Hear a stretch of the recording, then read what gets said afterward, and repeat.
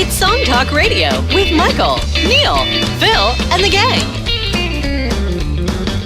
Welcome to Song Talk Radio. This is the show with songwriters talking to other songwriters about the craft of songwriting.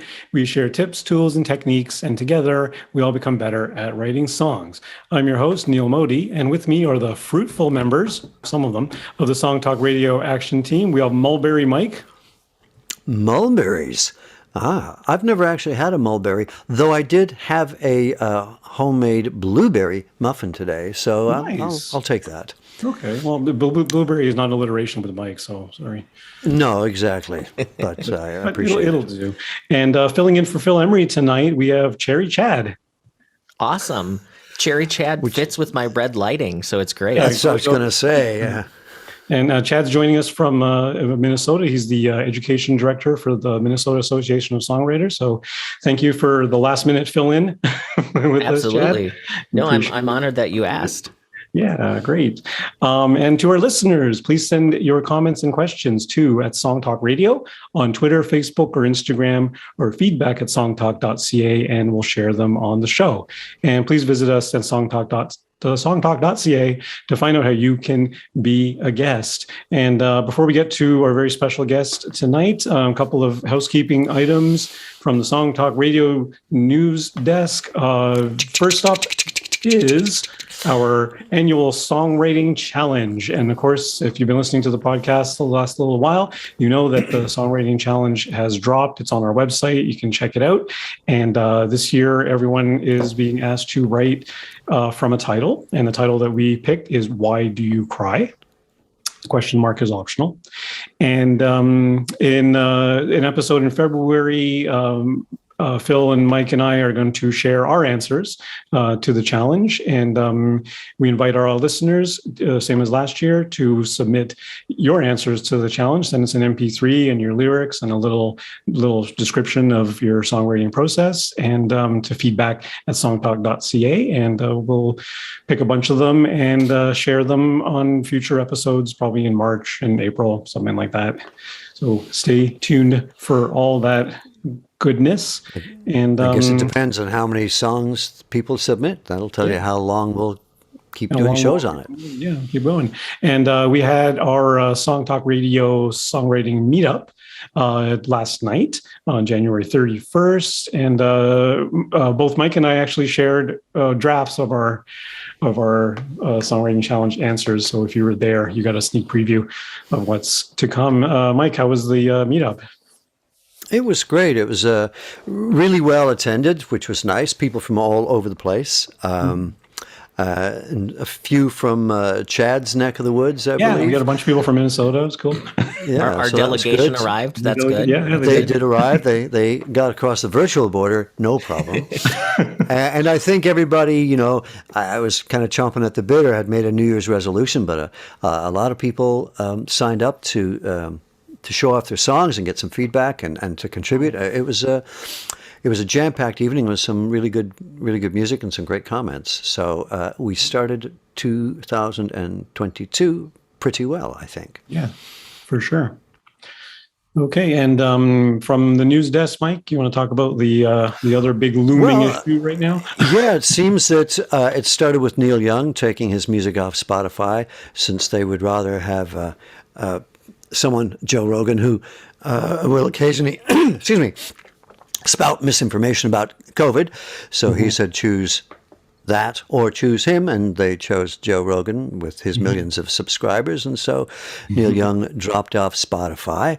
And then he was joined by Joni Mitchell. Today, Graham Nash announced it, that he would not have his songs on Spotify. And Niels Lofgren. And there's a few more legacy artists so far, but it does seem to be a trend. So I'm curious to know who else is going to be doing it. Rivers Cuomo from Weezer is starting his own Weezify, which is, I think, like Spotify, except only plays Weezer. Is that for real, songs. Weezify? Yeah. God, that's awesome. Only Weezer can get away with that. Yeah. So I'm not sure if it's all their songs or if it's just demos of their songs. There was some catch to it. But anyway, so that's what's happening with Spotify. So I'm curious to see how many more artists stand up for that sort of thing because it seems like really legacy artists. And I'll be honest, I haven't really been paying attention to what's in the news about this. But the thing that occurred to me is like not to be devil's advocate, but Joe Rogan is available everywhere. No, he's not. He's exclusive not? to. I think he's exclusive. No, he's exclusive. Oh, because I know I've watched an entire episode of his podcast on YouTube. Yeah, but his podcast is exclusive to Spotify. Really? Okay. Not like Song Talk Radio, which is available on all podcast providers. Provider you can think of, we are there. Okay, I did not know that. I just assumed that his thing would distribute everywhere. Like, why wouldn't he? Yeah, I think it was. Why is he exclusive to Spotify? So maybe make a deal. Because he has so many subscribers that Spotify wanted to corner the market. Like Sirius did when they launched, they had Howard Stern, and they were the only place you could get Howard Stern. And so people would only, would subscribe to Sirius just to get Howard Stern. So I think it's a way of them ideally trumping Apple or Tidal or I don't know what the other ones are. I do wonder why it seems to be mostly legacy artists, or almost all legacy artists who are dropping out of Spotify. Probably because I mean, my thought on that is they're probably the ones that actually still have some control over their music. I'm assuming a lot of new artists don't. Yeah. It's probably their label that needs to decide that. Yeah, good point. But I do think it's great that people are doing that, and hopefully more people do kind of fall behind, because I do think there needs to be some accountability with spreading bad information, right? There's things that are shared that could actually be literally hurting people. And if it takes artists pulling off, I think it's a good thing. Yeah, I think so. For sure. Their stock dropped, so their shareholders didn't like the fact that people were leaving. It has had an effect, yeah. Or that they even have Joe Rogan on their system. Well, we'll see what happens. My music is still on there, getting my 29 listeners a month. I got an email from Spotify. I had like 3 listeners for my one EP on there. Okay, that's great. And it's not great. We have someone who has lots more listeners, no offense, guys, than either of you put together. This is true. and 10 times more, at least, I'm absolutely positive. Tonight, we are welcoming the return of singer-songwriter Jeffery Straker, and here's a little taste of his song, Light a Fire.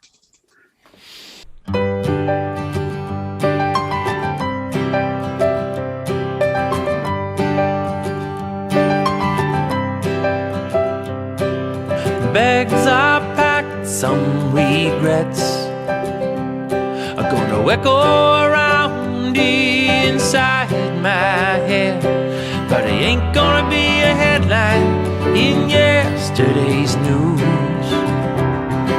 The heart can whisper, the head has to choose. I'm gonna make a change, I'm gonna light a fire, I'm gonna sing it on out like a preacher to the choir.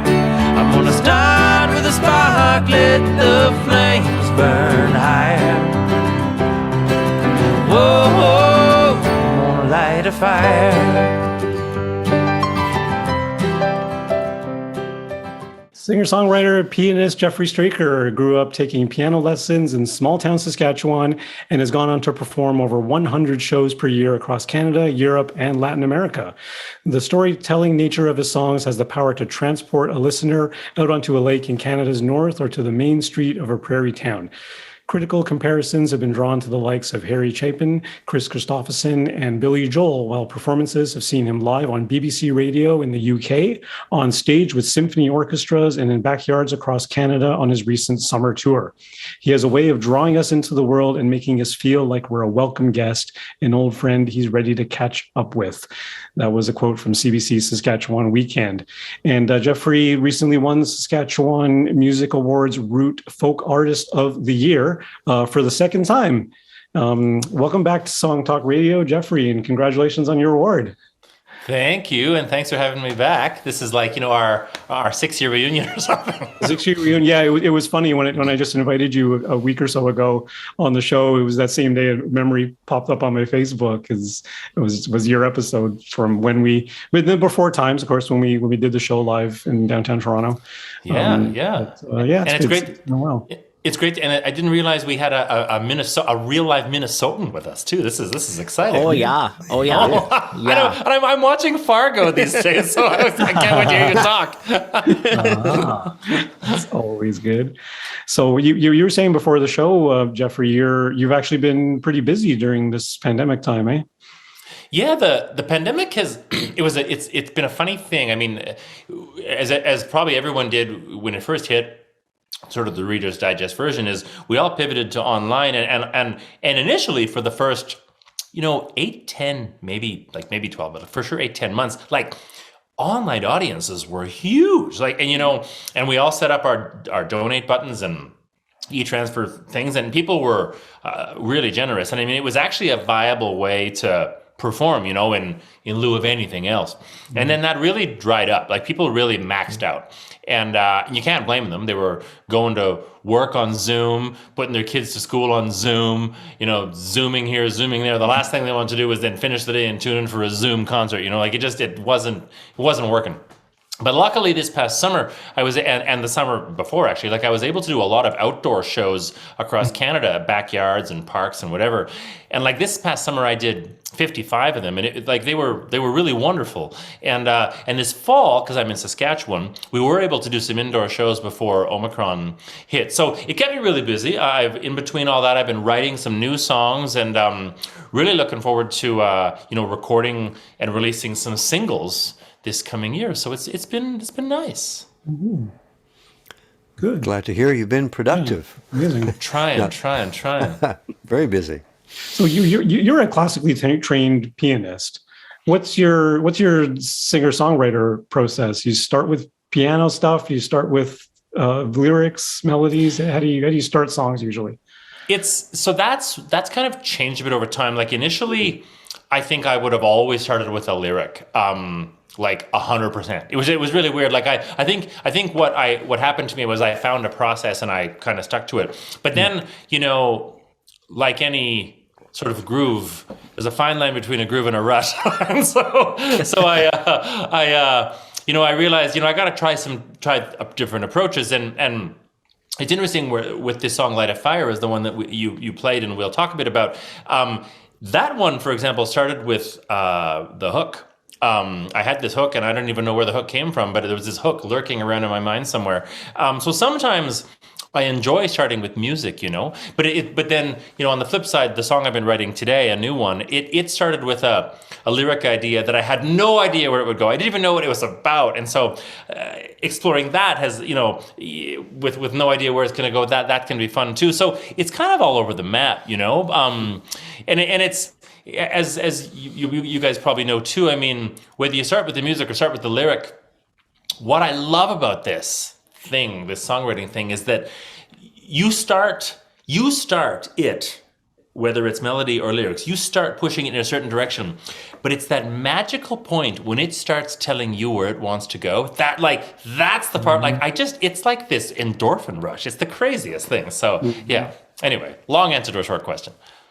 So when you say, So when when you say you started with the hook, I was telling these guys before we were on that there's all kinds of hooks in that song. You've kind of got a piano hook. You've got the chorus, which is super catchy. When you say it started with the hook, was that the chorus itself, or what was the hook when you say that in this particular one? The hook I meant there was the fill hook, which is also the intro and the outro, and it's this. Cool. That one, yeah. That was in my head, and I don't even know where it came from. But I remember, and the song, to give full credit to co-writers, it's a co-write with a fella named Royal Wood, and we met in his apartment to write this, and we had met the day before to write a different song, which is called Believer, which is also on the same record. And it's a ballad, and it's quite sad actually. And I knew I wanted something uplifting, and for some reason I was like, I want a song about fire. I have no idea why. I just wanted a song about fire. And I was like, and I've got this hook in my head. And then we pondered for a second, and then we're like, well, let's light a fire. And then we went from there. But yeah, that little melody was kind of the start of it all. Yeah. Well, the other thing I noticed in your lyrics too is there were a few different metaphors that you had used. So there was the fire metaphor, but then there were some other ones as well. Were those consciously done, or did those kind of come into play just as you were writing together? I think, other than, if I'm remembering back to the right, the only one I went in with was like, I want some fire. I don't even know why. I just wanted some fire. The rest of them just came about in the process, But there was a real good reason why they came about. I don't know if there's any in particular you're thinking about, but well, there's definitely the preacher. It was like the preacher and the choir, and there was something in the verses, and I don't have the lyric right in front of me right now, but in the verses there were a couple of metaphors as well, and I just thought it was really well done from a metaphor perspective because it created that imagery, and then with your music that you had underneath of it, it had this like longing sort of like feel that was almost like you've accomplished something, or you felt like you were going to accomplish something. So I thought it worked really well. Well, thank you. It was, I remember like when we realized that this was going to be a song about lighting a fire, about making a change in yourself. Like it was something about changing you, and then it sort of became what it became. The opening line, I remember we were like, well, you're leaving. So like it was bags are packed, sort of fell onto the paper, which is the opening line. And then we were like, okay, bags are packed, no regrets. Then we're like, wait a second. We want to set up some tension in the first line. So we changed no regrets to some regrets. And so in the very first line, it's bags are packed, some regrets are going to echo around inside my head. And so this person's going somewhere, and it's not all roses. And because we wanted to keep it real, it's pretty cliche to say no regrets in the first place. But also if you want to tell the truth, like if you can find someone who has no regrets, I'll give you $1 million. So yeah. Okay. I'm curious about. Sorry, I just wanted to ask sort of a broader question about your songwriting that you do now, coming from a classically trained background. Obviously, you have musical chops, but was it difficult to put aside classical structure and focus on pop or country or a more, I don't know, a different genre of music? Yeah. How did that work out? Well, that actually was and is, I think, the biggest battle. Like the chord progressions, the melodies, and the music stuff comes to me quite quickly. Not all the time, but generally quite quickly. I really, really, really work so hard at the words. I think as many writers do. But I mean, the trickiest thing for me, I think, was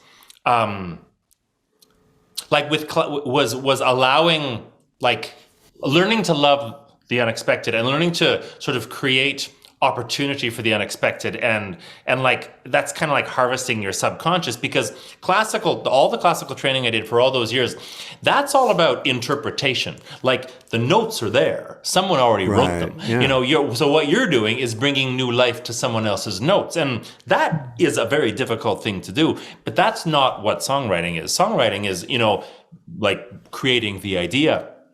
That you're going to sing, hopefully someone else is going to sing it too. And so in doing that, like as you know, and as writers know, like the battle is going somewhere you've not gone before and allowing your brain to not fall into your traps. And like it's all about trying to free everything to discover something new, and that's like the opposite of classical music, really, So that was quite tricky. It really was, and it's like a beautiful struggle. I read a quote the other day that said, "Life is a series of beautiful problems waiting to be solved," and I think that's what it is. Like I really enjoy like I've really come to enjoy not knowing where it's going to go. Like that's been a real sort of aha for me, to like sit down and love that I have no idea what's going to happen, Is there also a tension there, Jeffrey, about like I've heard this from other guests we've had on the show, especially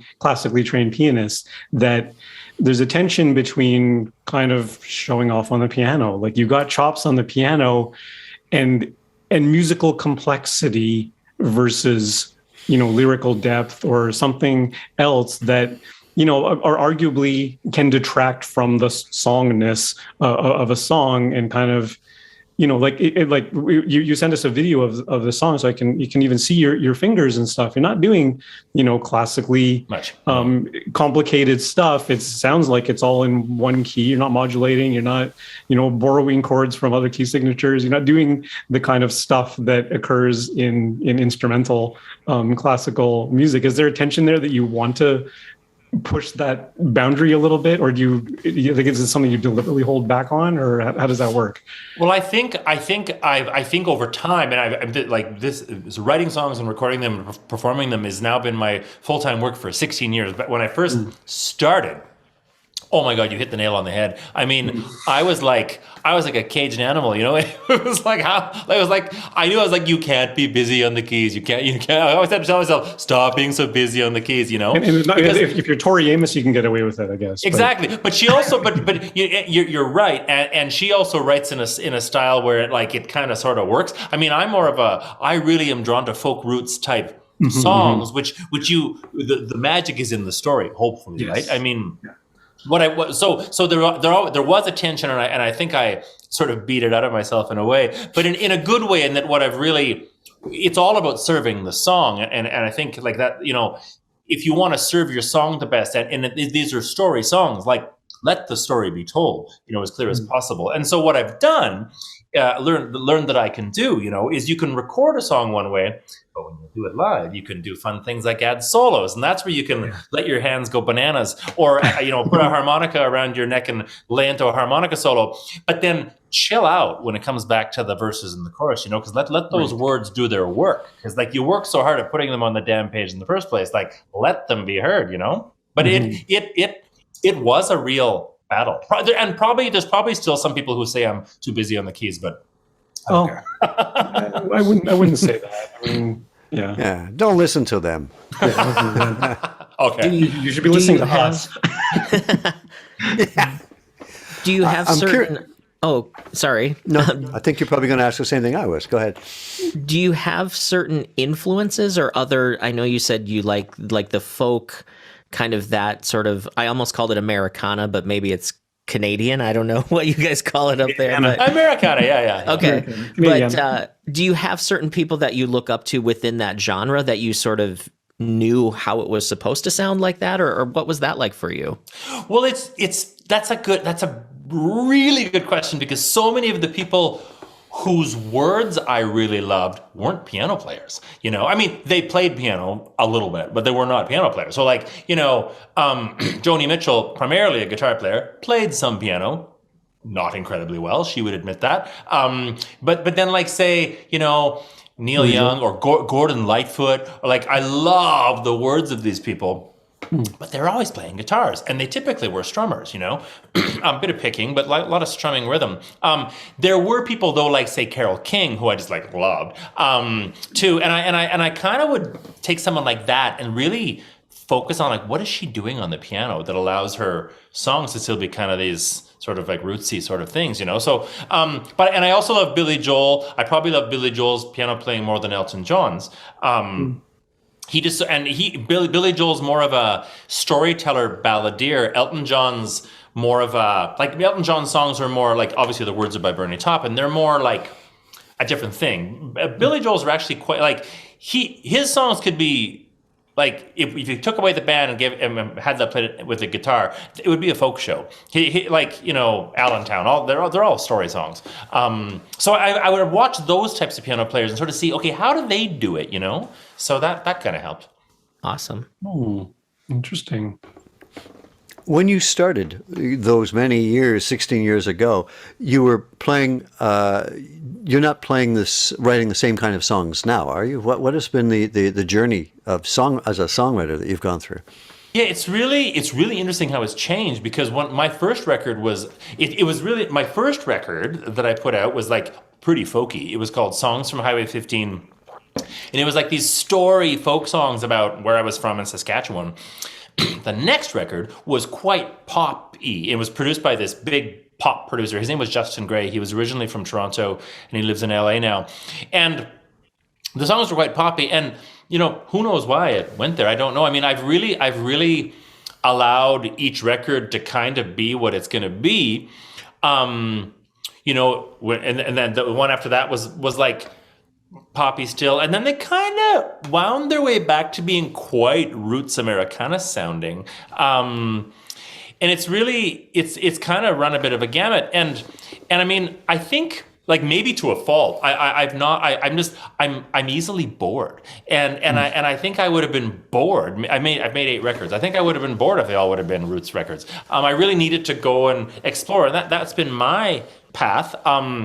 Some people's path is, I mean, and I would say, like, look at Joni Mitchell. Like, she certainly did not make all folk records if you sit and listen to them all in a row. Like, she went bonkers, it's gorgeous. Other people would say, well, she kind of lost herself, and I mean, whatever. It's, but so why they changed sonically, partly that was a product of the producer I worked with and kind of where they felt they wanted to steer this to. And there's always that, like, beautiful tension with your producer where you work with them for a reason, so you want to rein them in a little bit but not too much, so they land where they land, and I mean, each one's had things I look back and still love about it. Each one, of course, has things I look back and want to change, but isn't that the way it is, right?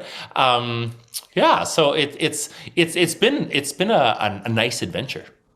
Mm-hmm. Always some regrets, right? Oh, yeah, exactly. Just some. Well done. Okay, speaking of which, shall we take a listen to the whole song, and then we can talk about it on the flip side, yeah? Sure. Before we do, I just want to ask, Jeffrey, is there anything in the song that we should listen for in particular that you want us to note? A transition or something you're really proud of? Or? Well, I think the verse 1 to 2 to 3. I mean, the big question all writers struggle with, and what especially, like, I think newer writers, is like the dreaded verse 2 conundrum. Where do you go with verse 2? Like, after you tell start your story in verse 1, then it's like, where is this road going to take you? And there's a conscious choice we made about where verse 2 goes, and a conscious choice about verse 3. Verse 3 is quite autobiographical, actually. So I'm happy to talk about that one. Okay. 1, 2, 3, 4.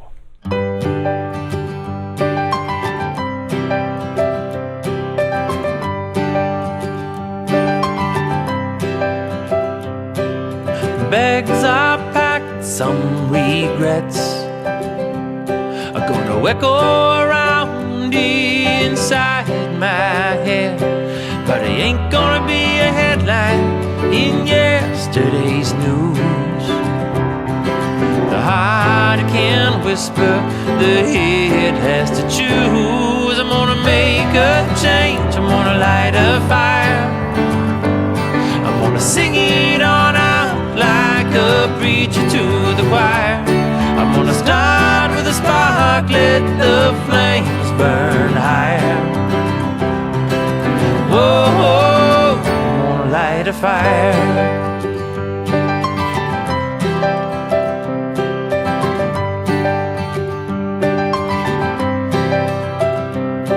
This boat may sink, but I don't mind. Fear is a shadow, but hope is the light. As long as I got air inside of my lungs, I'll keep on swimming, and I know I want. I'm gonna make a change, I'm gonna light a fire, I'm gonna sing it on out like a preacher to the choir. I'm gonna start with a spark, let the flames burn higher. Whoa, I'm gonna light a fire.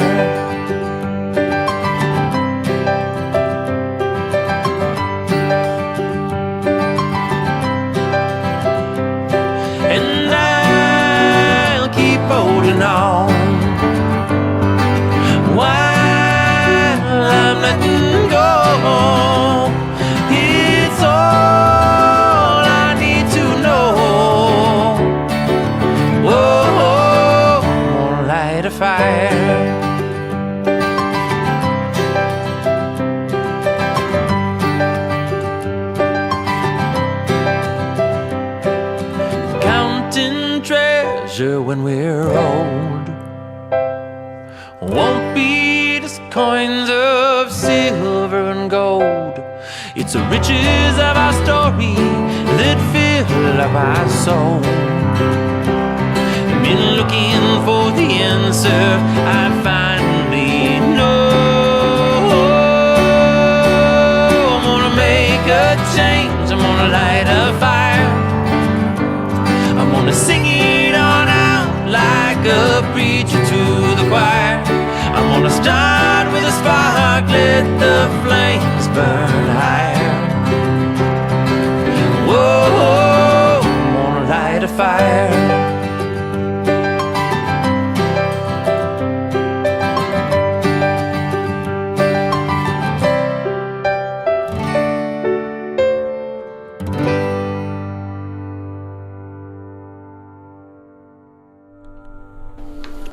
Gorgeous. Okay, that was Light a Fire by Jeffery Straker. Very nice. It was, and that was a live in studio duo version, and there's of course the album version on the studio album. But I love it when songs. I quite love performing this song in shows, and it works well solo or duo too, which is like part of a testament to a song like working, I think. Right. Can you talk a little bit more about your collaboration with Royal Wood? Like what was it just you guys got together and it sounded like you started with a blank page and kind of went, with the metaphor and went from there in your little piano melody. But in the development of the song, was it sort of, both of you throwing ideas out and kind of working on lyrics together and chord progressions and everything, or? Yeah. So we co-wrote a couple songs that were on my prior record too. Two on that record, and then two on this record. And we had a really good, just kind of automatic chemistry on the previous one. And we both knew we'd wanted to write again. So then we remet and retried. And the day prior to this one, we wrote a song called Believer, which was. At the time, my mom was in the hospital and she was very sick, and it was a song about her and about believing she was going to get through and all that, and it was quite sad, and and we wanted to change the gear and write an up tempo song because we had a slow one the prior day, and I sat at the piano, he had a guitar, and we just started. We started with the hook, like I said, and the notion that this should be about fire and change, and that was really it. And off we went, and we just sort of riffed from there. It was it's quite something, and it was a fast write. I think it was like 2.5 hours, and the whole thing was done. And it's quite neat to think how two people can sit in a room, really not having any idea what you're gonna do, and 2.5 hours later you got a song. Like it's really cool. Yeah, when you're both experienced songwriters, you guys can know you can barrel through it. It was really fun, Yeah. That's great. Another metaphor that I remembered as we listened there was, I love the line that says fear is a shadow. Like that's just a really great metaphor, I think. Thanks. And so I have the lyric. I'm just trying to remember. I know fear is a shadow, hope is the light. So this is verse 2. Like this, where do you go in verse 2? And what we decided, I remember, was this idea like, well, it's one thing to say, I'm going to go make a change in myself. I'm going to go try to do a big switcheroo. It's a whole other thing to have it work, because it might not work. And that because everyone in their life is holding back. Everyone is holding back from doing something. Everyone has a dream.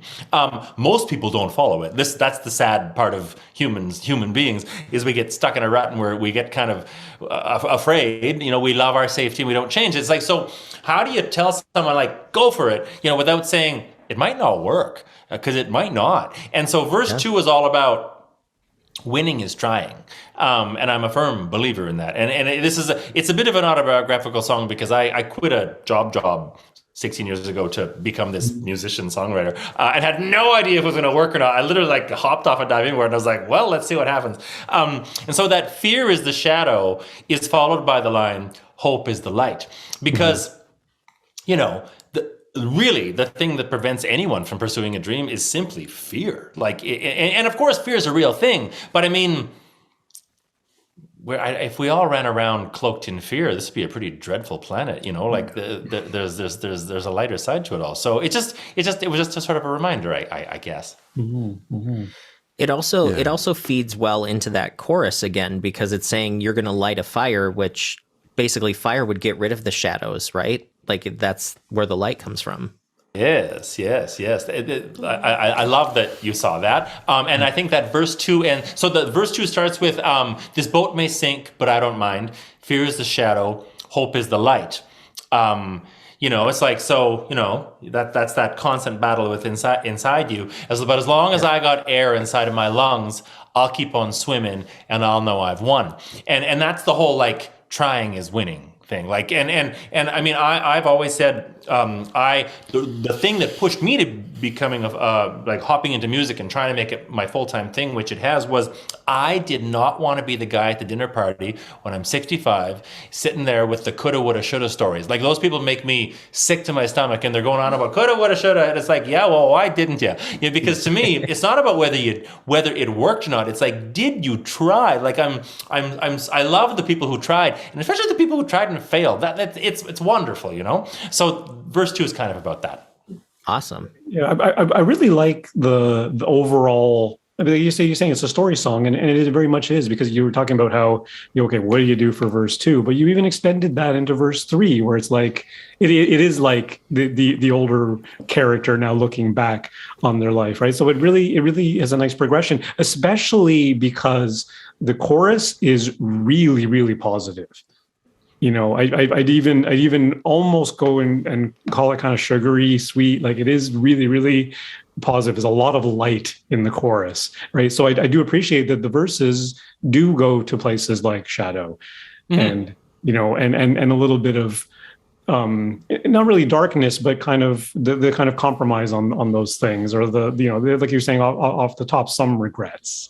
Yeah, right? I think it's a very balanced approach, which is nice. I'm glad you saw that, because I think possibly what the verses do, and I don't even know if this was conscious or not, to be honest with you, but I think the verses temper that, your word sugary, with some of the darkness of reality. Really, like, reality isn't always nice. And then I think it sounds like it was on purpose, because you said off the top, we're trying to keep it real.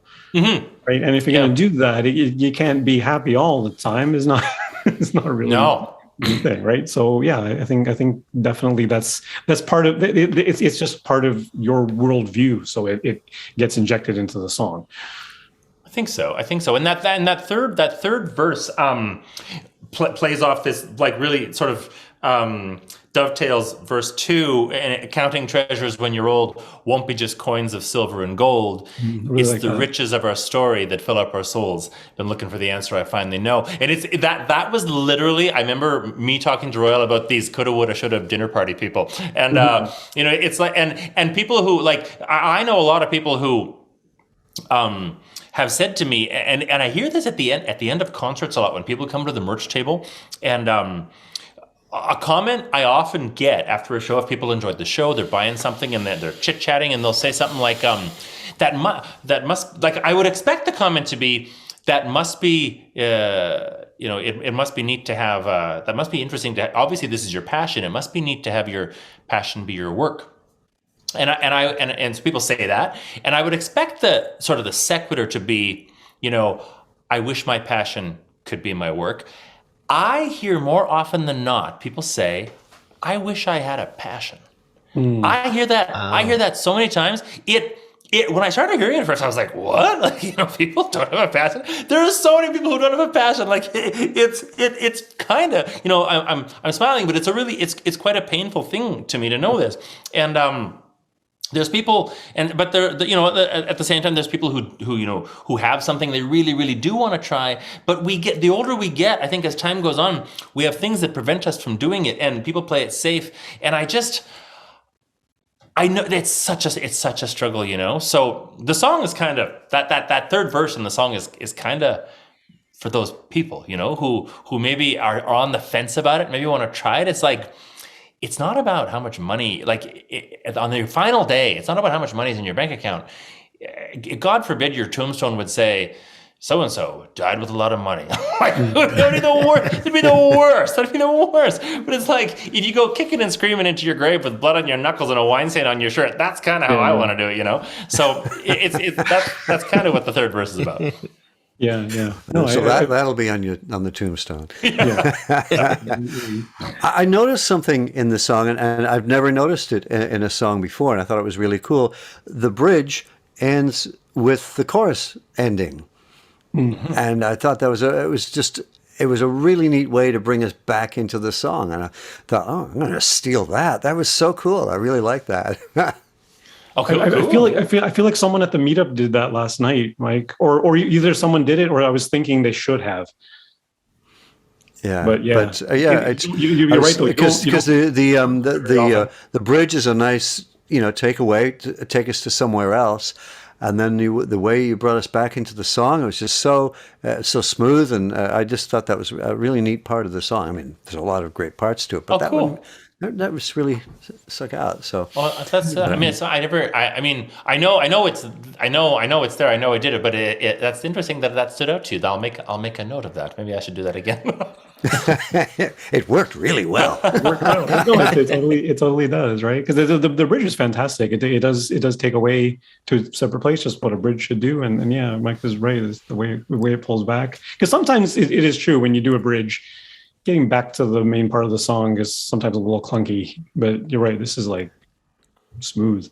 Yeah, because to get to a bridge, you can just drop completely somewhere else. Getting back in is the trick.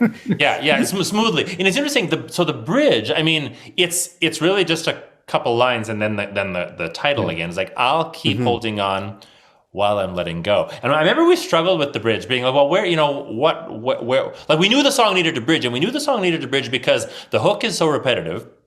We don't use a lot of chords. Everything's kind of repeating. So it was one of those songs where it's like, yeah, this needs to go somewhere else pretty, like, quickly, briefly, and get back to it. And we're like, well, what's it going to say quickly, And it was this idea of like, I'll keep holding on while I'm letting go. It's like, well, because the whole thing is about letting go. Like, I'm going to let it fire, I'm going to make a change. It's all about trying to let go and make a change. But it's like, you can't give it all up. You gotta be kind of smart about it, So we tried to leave that thought with people, but I mean, without saying it directly, So, and then bring it back to the title, yeah. Mm-hmm. Yeah, works really well. Okay. What is that noise, Neil? Is that music? Are we being played out? Yep, that is the outro. That is all the time we have tonight on the show, Song Talk Radio. Special thanks to Jeffery Straker. Thanks for coming on the show. Where can our listeners hear more of your music, Jeffrey? On Spotify that you were talking about. On Spotify. By the way, why is Spotify keeping Joe Rogan? Because they paid him $100 million to have the rights to him. So that's why they want him. They didn't pay Neil Young $100 million. I did write a song a little while ago called "Follow the Money" because you know what? Follow the money. But yeah, anyway, Jeffery Straker on Spotify, Jeffery Straker Music on Facebook, and Jeffery Straker on Instagram. Jeffery Straker in all the places. And jeffreystraker.com as well, right? Yeah, jeffstraker.com. Yeah. Jeff Straker, yeah, and my website, and that branches out to all those places too. Yeah, for sure. And it's been wonderful talking with you guys again. I really appreciate this. Yeah, it's been awesome. And thank you to Chad for joining us all the way from Minnesota. For being Phil's stunt double. Phil's stunt double. And our devoted listeners, we want to hear from you too. So send us your comments, Twitter, Facebook, or Instagram at Song Talk Radio, or send us an email, feedback@songtalk.ca. And be sure to check out our YouTube channel for live performance videos and full episodes, that we're all these virtual boxes. Subscribe today to the Song Talk Radio podcast on your favorite podcast provider. And don't forget to sign up for our free newsletter at songtalk.ca. You can find links to all the products, books, and web services we mentioned on the show on our resources page on the website. And wherever you are in the world, please join us online via Zoom at our next monthly Song Talk meetup. It's free to join on meetup.com and free to attend your meetup. Stop by songtalk.ca for the link. You can follow me at neilmodi.com. You can follow Mike. Instagram 420? No, Proudfit 420 on Instagram. Something like that. Oh my God. And Chad, how can listeners find out more about you? You can check out athomesongwriting.com. songwriting.com. Excellent. And Chad was our guest on the show a few weeks back. Check out that episode. It was really great stuff. And don't forget about the songwriting challenge. We'd love to hear your version of the song, Why Do You Cry? And thanks for listening, everybody. Be sure to stop by the website, songtalk.ca, browse past shows, and find out how you can be a guest. Stay safe, everyone, and keep on writing. Good night.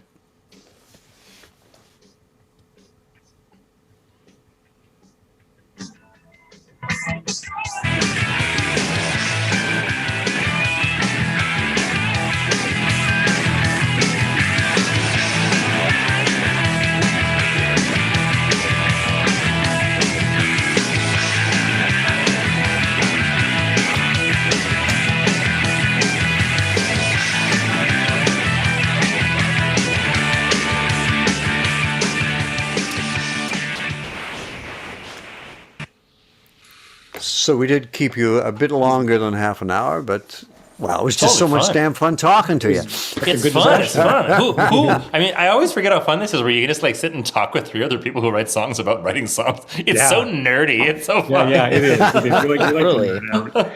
We like to nerd out. Oh, We did a whole show on Circle of Fifths a while back, and that was like deep dive on theory. It's like, Oh, wow. Yeah, that's nerdy. And a friend of mine I was talking to who's not a musician, he actually watched the YouTube and he was like, that went so over my head. It was not, I had no idea what you guys were talking about. Oh, dear. I remember a couple of years ago we had a jazz saxophonist on, and he has a band that is all saxophone except for bass and drums, and talking about how they produce chords with no chord instruments, and how he transposes in his head, and oh my God, that you thought this was nerdy. That was like over the top. That's great. Oh God. Yeah, it's good, and we get that comment a lot from our guests, Jeffrey, that this is the one place where they can actually nerd out about those things and talk about the real nitty gritty of writing songs. Because you go on other interview shows, and it's not that. No. It's more. It's not that at all. It's a different angle altogether. That's why this angle. So it's quite a unique. It's a really unique angle. I've never had this one before.